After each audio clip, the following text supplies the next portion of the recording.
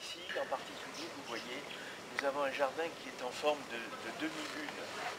Sachez qu'au XVIIe siècle, il était à l'honneur d'avoir une cour dans son château qui était en forme de demi-lune. Et en particulier, Madame de Montespan, dont je ne vous parlerai pas, ce que vous devez savoir, mais Madame de Montespan, qui s'était fait construire un petit château, pas très loin de Versailles, eh bien, elle aussi s'était fait aménager une cour en forme de demi-lune. Alors, c'est le petit jardin des 4 saisons, tout simplement matérialisé par 4 statues, le printemps, l'été, l'automne et l'hiver. Et elles sont situées dans l'ordre de la trajectoire du soleil.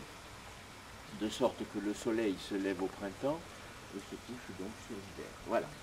Alors, la partie à l'ombre a reçu donc des anciens, vous voyez ici, qui sont en train de pousser, de grandir, de croître. Et il y a plusieurs variétés.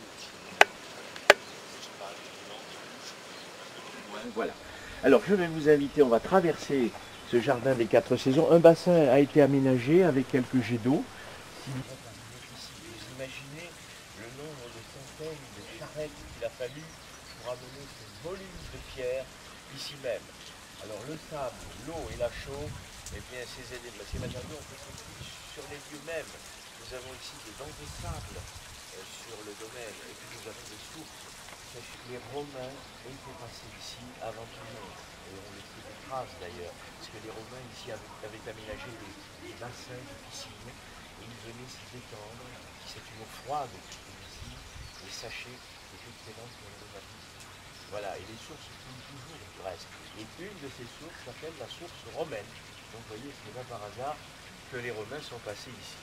Voilà, alors au XIe siècle, l'homme va beaucoup s'intéresser aux planètes, à la Terre, à tout ce qui tourne autour de nous. Et puis vous savez, il y en a un qui va payer très cher de sa vie, n'est-ce pas?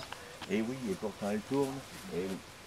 Donc l'homme va beaucoup s'intéresser au soleil, ses positions, ce qu'il peut nous indiquer ce soleil. Et bien sûr, on va reprendre en particulier le travail des Romains avec les fameux cadrans solaires. Vous avez derrière vous ici, ça ne s'appelle pas un cadran solaire, ça pourrait s'appeler un cadran solaire.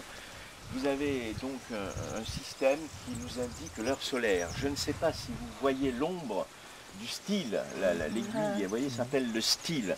L'ombre que ce style projette sur la partie plate. Alors vous voyez qu'il y a entre autres 6 heures, midi et 6 heures, vous voyez. Donc on détermine après l'heure solaire, je dis bien solaire, qui ne correspond pas du tout à l'heure légale. Aujourd'hui, je crois qu'on a 2 heures de décalage. Hein, c'est bien ça avec l'heure.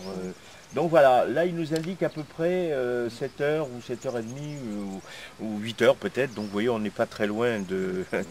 Bon, voilà. Et à l'époque, on se repérait, tout le monde fonctionnait avec ça. Jusqu'au XVIIe siècle, pratiquement. Même 16e, où l'on va connaître les premières montres et les premières pendules. Et sachez que François Ier a été un des premiers à posséder une montre suisse du reste. Et comme à l'époque les montres on ne savait pas où les mettre, eh bien François Ier s'était fait sertir cette première montre sur le pommeau de son épée. Alors, vous voyez que, ben oui, c'est comme ça. Alors il se battait avec l'heure. Donc, c'est pour ça qu'il l'a remonté sa montre. Ah, il l'a remonté en tournant l'épée.